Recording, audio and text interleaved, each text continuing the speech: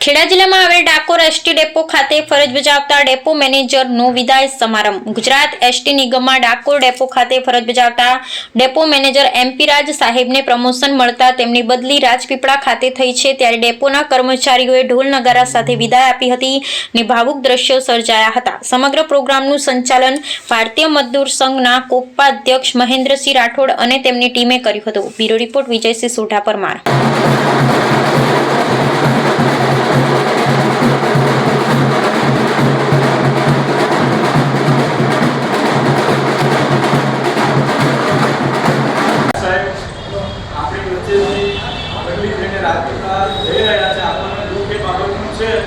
સાથે સાથે આપણને ખુશી પણ બાબતની છે કે એમને વર્ગ એકમાં મૂકીને એમને પ્રમોશન આપીને ત્યાં મૂક્યા છે।